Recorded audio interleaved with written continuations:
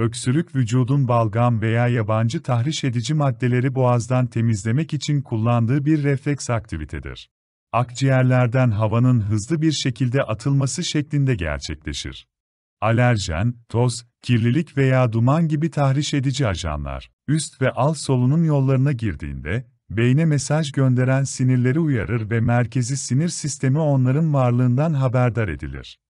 Eğer öksürük, hafifleme eğilimi göstermeden 3 hafta boyunca devam etmişse ya da daha da şiddetli bir hale gelirse doktora gitmek doğru davranış olacaktır.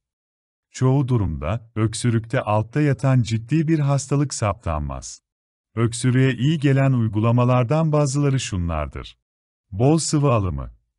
Geniz akıntısı nedeniyle ortaya çıkan öksürükte bol sıvı tüketimi akıntının yoğunluğunu azaltarak tahriş edici özelliğini minimum seviyeye indirir.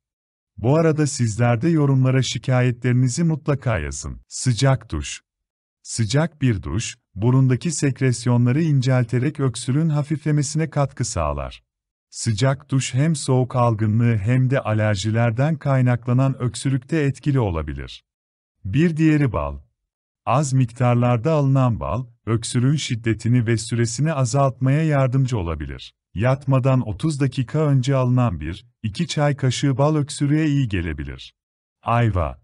Ayva, kış aylarının vazgeçilmez meyvelerinden biridir. Öksürüğün azalmasına ve boğazların yumuşamasına yardımcı olur.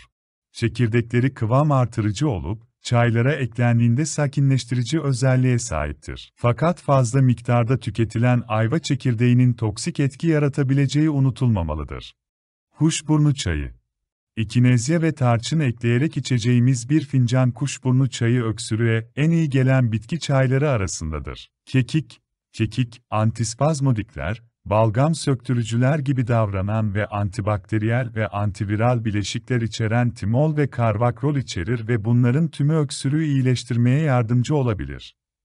Bitki çaylarının tüketimi konusunda özellikle kronik hastalığı olan bireyler, hamileler ve alerjisi olan kişiler mutlaka doktora danışmalıdır.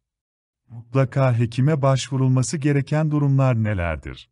Öksürük, 3 haftadan uzun sürüyor ve antibiyotik tedavisine cevap vermiyorsa, öksürüğe yüksek ateş ve ciddi nefes darlığı eşlik ediyorsa, balgamda kan görüldüyse mutlaka bir doktora başvurulması gerekir. Hepinize sağlıklı günler dilerim. Videoyu paylaşmayı, abone olmayı unutmayın. Görüşmek üzere, hoşça kalın.